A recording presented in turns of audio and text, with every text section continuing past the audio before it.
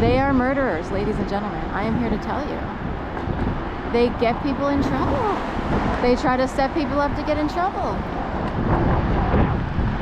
They might even be gateway people to the drug world. They want to see if you'll smoke pot with them first. But they do it so much on purpose. There are people who are kids and everybody, you know, blah, blah, blah. That's different. There are people who outright, very consciously, are trying to take people down, take down programs.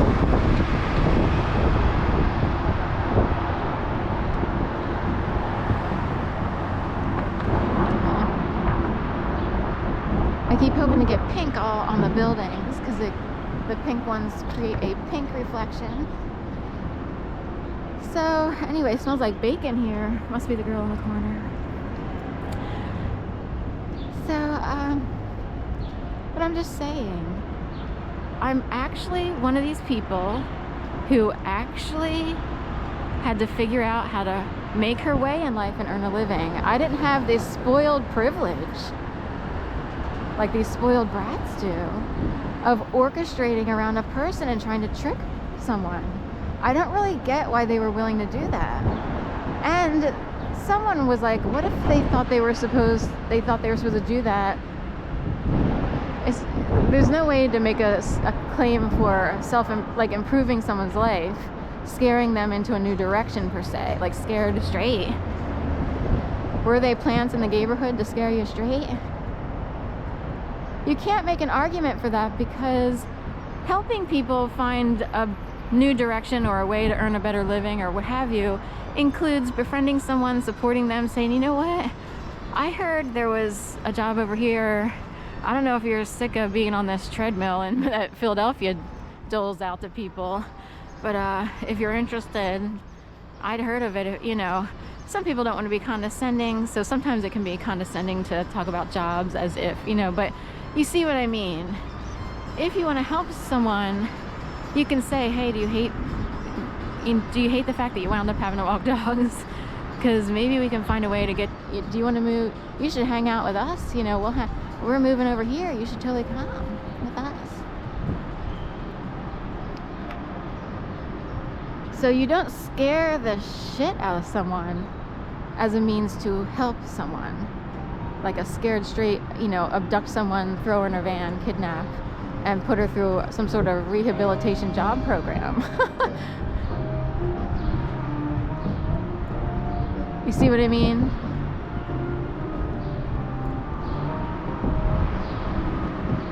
So I just had to walk around in circles to avoid orchestration again.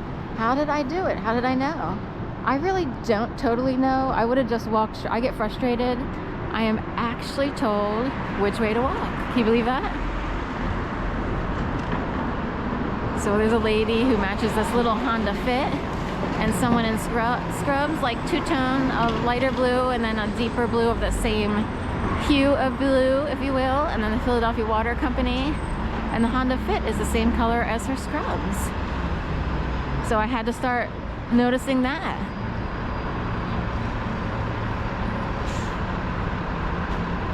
Does the Honda Fit know anything, or are they testing to see if she sees it? I don't know what it means. I just know it comes up too much. Unless that person walking knows that the Honda Fit goes to work every day, or vice versa. Or the Honda Fit knows this woman goes to work every day. And they actually roll out. I don't know what to say. But I'm told I am actually given cues, if you will. Basically, it's like having a Bluetooth all day long. So, and talk about someone who comes from, you know, very modest, meager beginnings. You want me to go this way? And having to be sort of yanked up into a different universe with the, yeah, that's it, superheroes. Yeah, that's it.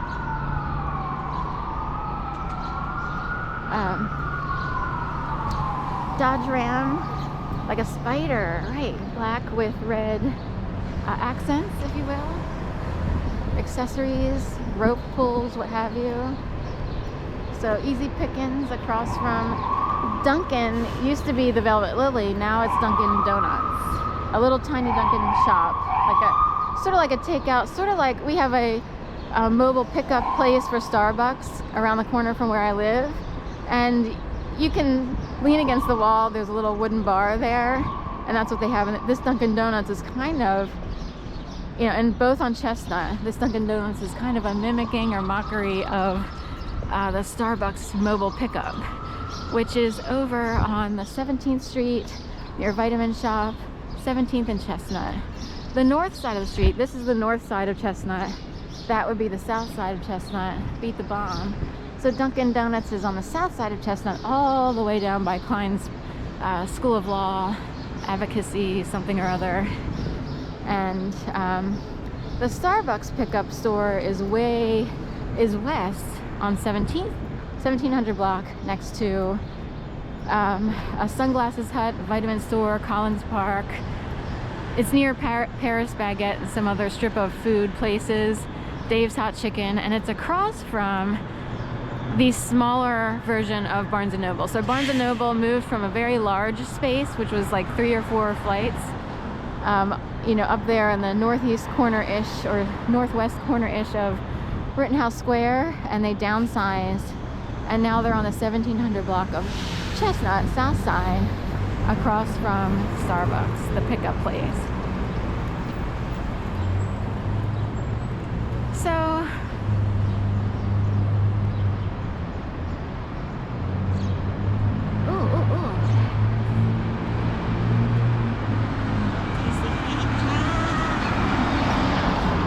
someone's in a hurry.